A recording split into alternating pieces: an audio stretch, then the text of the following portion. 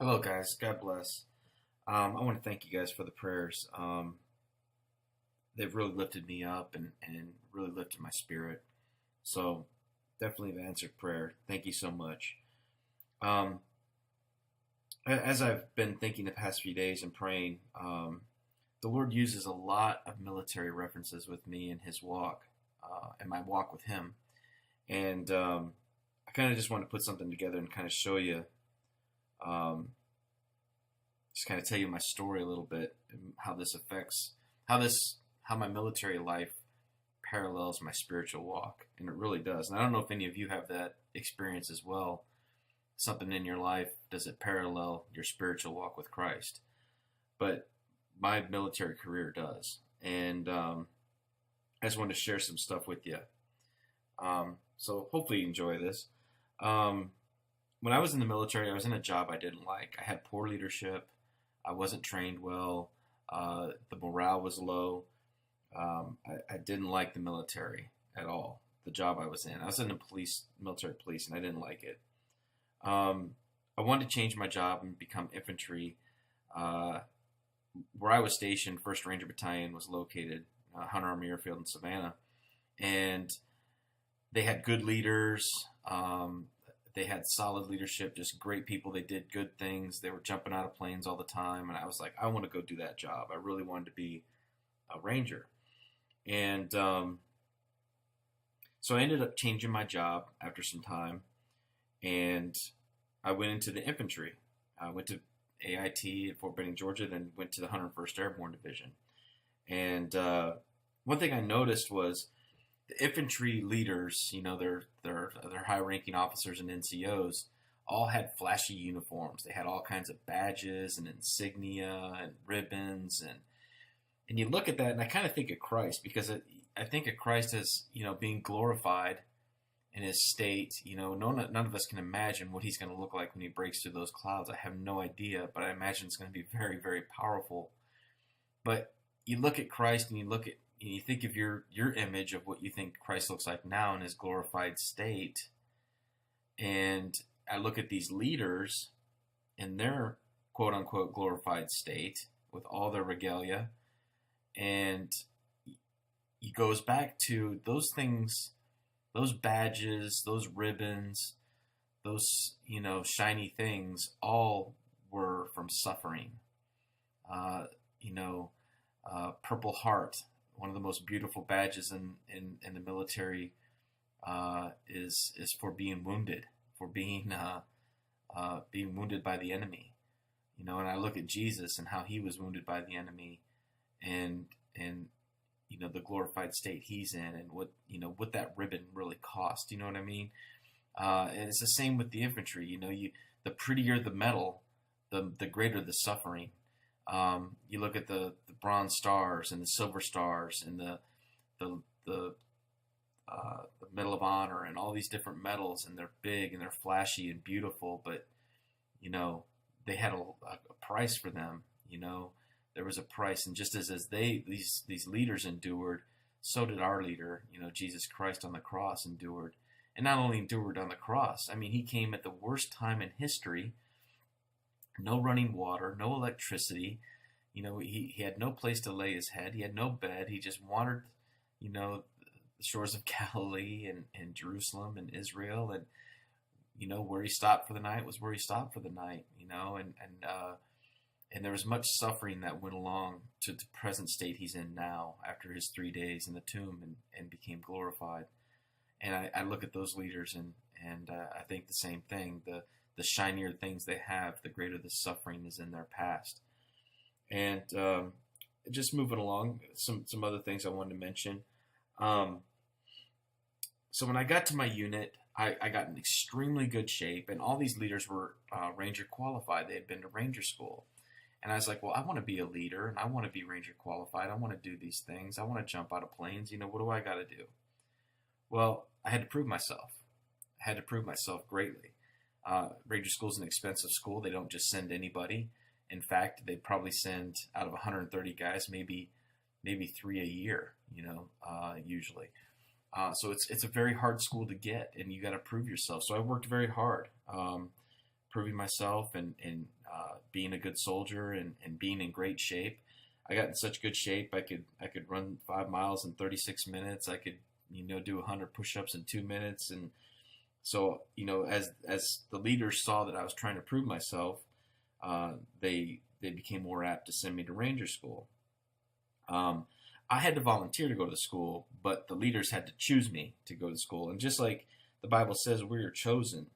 And I've often wondered about this verse, and I'm sure you have your own, opinions on it. But Ephesians 1:4 states, according He has chosen us in Him before the foundation of the world, that we should be holy and without blame before Him in love.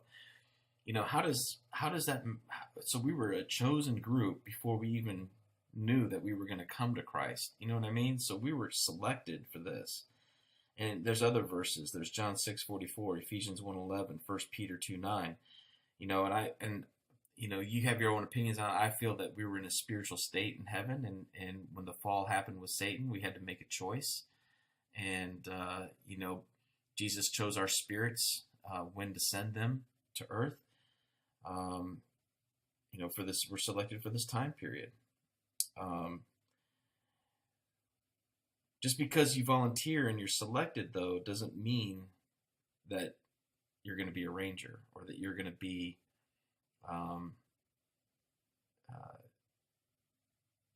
you have to go through a process. There's a refining process, and that's what these trials are.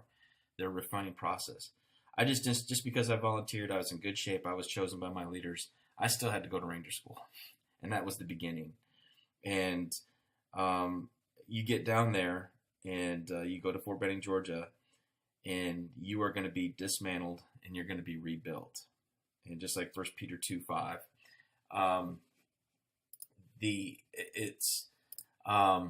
you get down there, and the first person you meet is a ranger instructor. And it says, 1 Peter 2:5, ye also as lively stones are built up in a spiritual house, a royal priesthood, to offer up spiritual sacrifices acceptable to God by Jesus Christ. To be down at Ranger School, to be a ranger, you got to be dismantled and rebuilt. You have to be taken and put through the paces to prove who you are. I'm not saying we have to prove who we are to Christ, but we have to go through this process of refinement, the refining fires.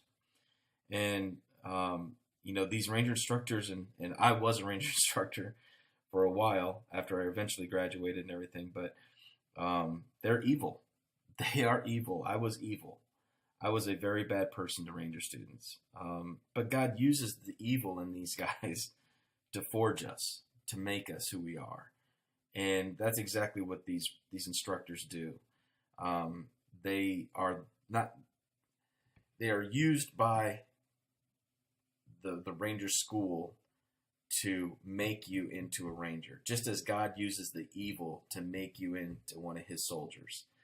And I think of Joseph, the being sold into slavery, being put in jail, being left for dead. There's many times I thought I could die in ranger school and no one would care, that the ranger instructors would just walk off and laugh. And I look at these taskmasters just like in Exodus, and it's the same thing. God is building His people. He is building His people. He uses everything for His glory and His power, and that's Romans 8:28.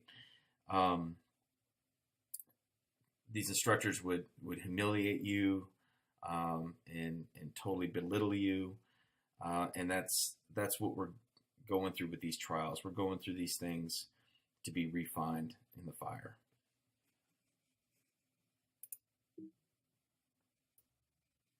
So when we come to Christ, and so coming to Christ is like being accepted into Ranger School. I volunteered. I was chosen. I got sent off. It was great. Everything's going to be wonderful. I'm so happy. I'm going to be a ranger. Everything's going to be awesome. And then you come to Christ, and you had your defining moment with Christ, and you realize this whole world's a lie, and heaven is for real, and all these things are happening all at once, and He's showing you things in the Bible, and everything's just so awesomely powerful. Well, then the realization of Ranger School hits you, and biblically, you're put out into the wilderness. In Ranger School, you're put out in the wilderness as well. It's kind of funny. These just go parallel, hand in hand. In Ranger School, you get 2 meals a day, 1 meal a day, two if you're lucky. You might, in the field, get 20 minutes of sleep. You might get an hour of sleep. The most sleep I ever got in Ranger School was 4 hours in a night. So it's just exactly like the wilderness. Jesus walked in the wilderness. He didn't eat, didn't sleep. He was tested, and that's exactly what Ranger School is. I can't believe these parallels. Um, I was tested. I was tested physically. I was tested mentally. My leadership was tested. Everything was tested was tested in the wilderness, and that's what Ranger School is. It's the wilderness. You got these ranger instructors yelling at you, the taskmasters, the demons, the evil. You have you're in the wilderness, so you're out there with your peers, your fellow brothers in arms, and you're trying to support each other. You're praying for each other, to get through these tasks. And believe me, there's hundreds of tasks that you have to complete to graduate Ranger School. You have to walk over a log 30 feet in the air over a lake. You gotta get graded on your leadership to lead a combat patrol against the enemy. You have constantly physically tested, with running and everything, carrying a 85-pound rucksack up mountains through swamps. So you're constantly under the gun, and you can be dropped at any time from the training for any little reason. You fail a patrol, or you do something like here's an example. If you're caught sinning, cheating, lying, stealing food out of a dumpster, stealing food out of anything, then you're kicked out of the course. And it's kind of like sin. Sin will deteriorate your walk, so you got to be in a constant state of repentance. So Ranger School is the wilderness. It is the wilderness. And while I was in the wilderness at Ranger School, I went from a healthy 210 pounds down to 145. I went from doing, 100 push-ups in 2 minutes to maybe 10 push-ups in 10 minutes. I was totally deteriorated. I was at a state where I just couldn't hardly function anymore. And that's what we're going through. We're going through this process, this purification. And some of us are getting to the point where we don't even think we can go on anymore. But I'm here to tell you, you can go on more. You need Christ. You need to repent. You need to just come to him and cling to that robe and hold on to him. And that's a simple, that's a 2-minute version of Ranger School in the wilderness, but it's testing, constant barrage of the enemy, constant attack, constant deprivation, sleep deprivation, food deprivation. And that's what we're going through in this wilderness right now. Every follower of Jesus himself, and every follower has gone through the wilderness. The nation of Israel went through the wilderness.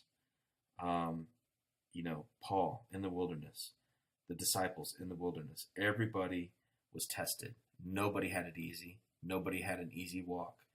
And that's exactly like Ranger School. It's not supposed to be easy. If it's easy, then everybody would go and everybody would have it. But we know that there's a straight and narrow path, and there's the wide path to destruction. And the straight and narrow is what we have to stay on.